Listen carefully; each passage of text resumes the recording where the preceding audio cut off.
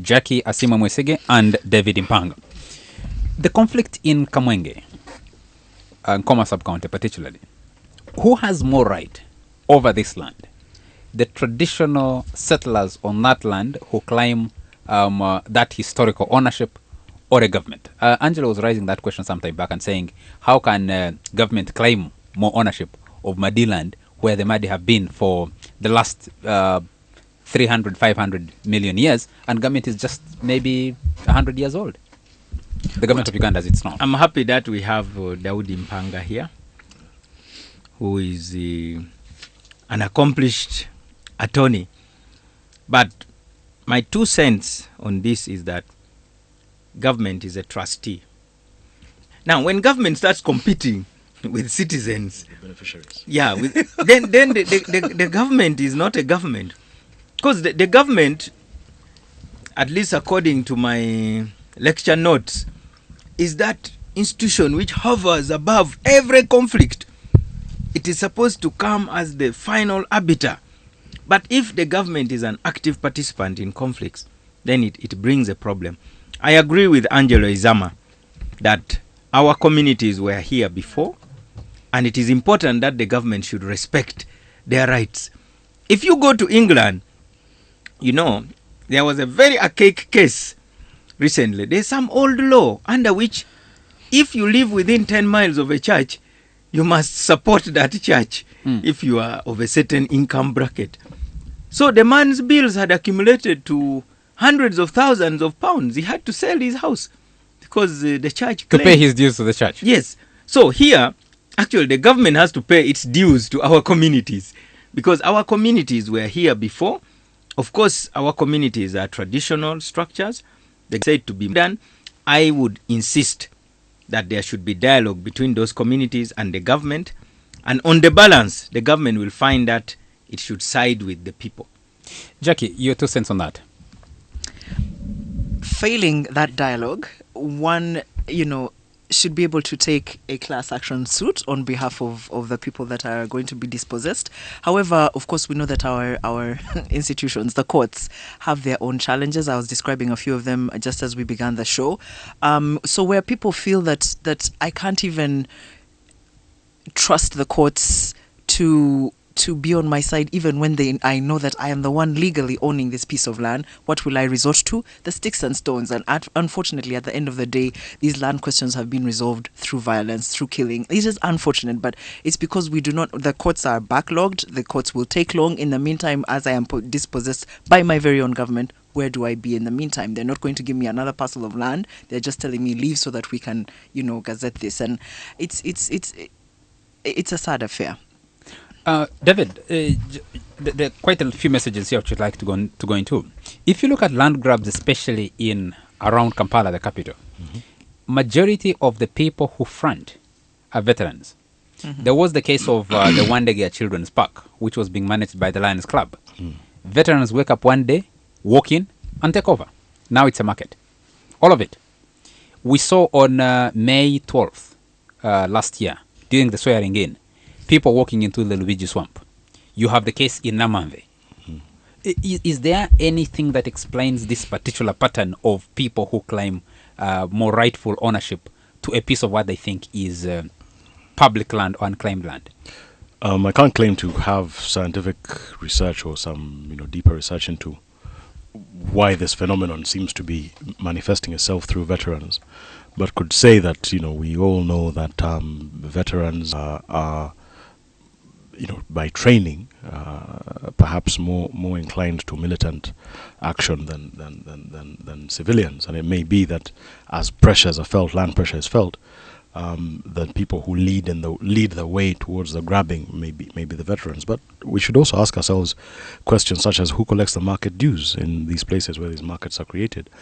How come they're happening all round about the same time? Is there is it random, or is there some intelligent control behind that?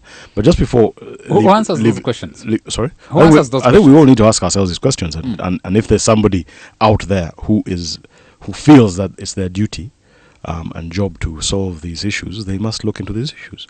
And here I'm talking to Parliament, I'm talking to the executive arm of government, I'm talking to civil society.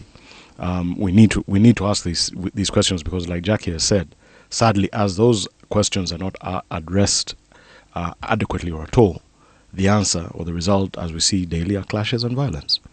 Now, we can bury our heads in the sand or in the land,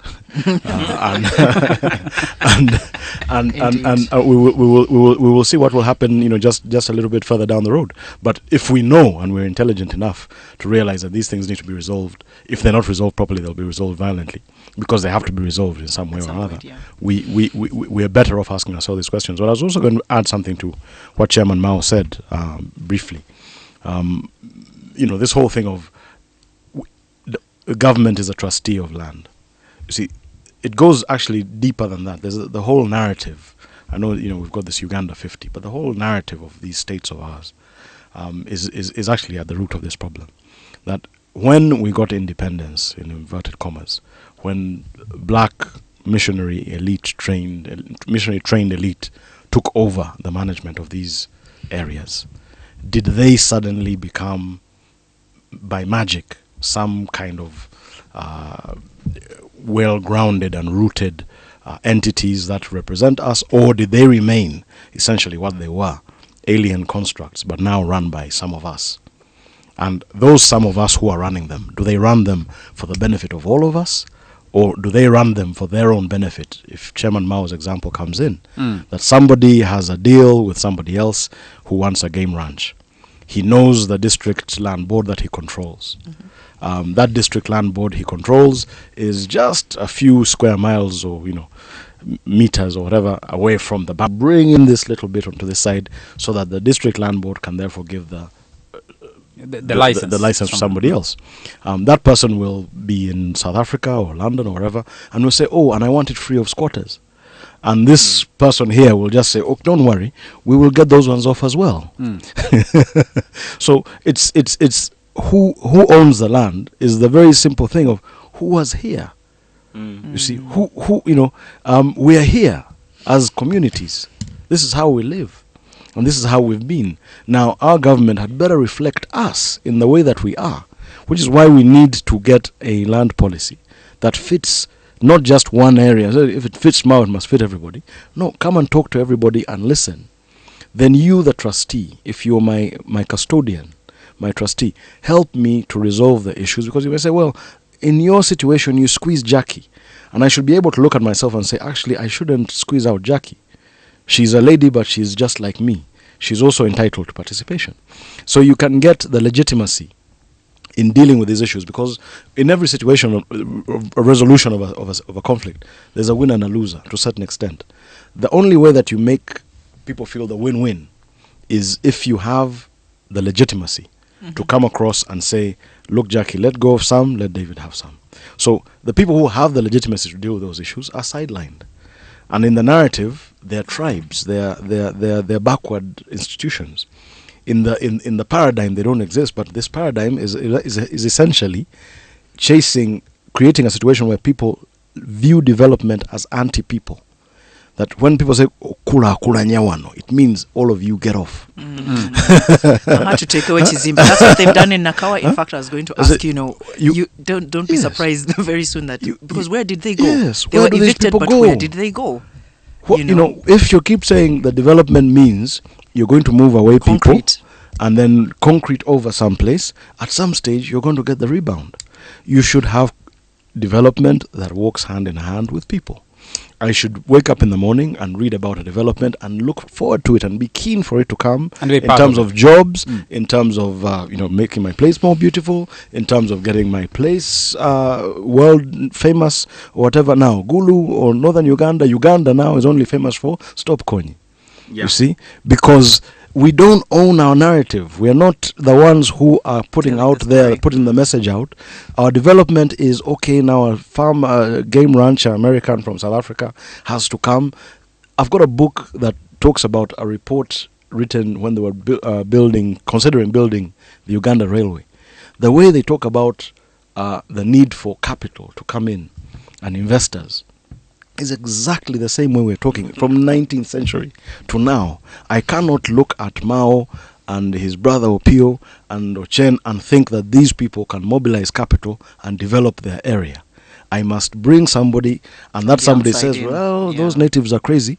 You don't worry about the natives. We've got guns here. And, they chase the natives and give the land free of squatters to somebody from And outside. then bring development. That's not development. Let's take the break and come back. This discussion. It's live. It's hot. Provocative. And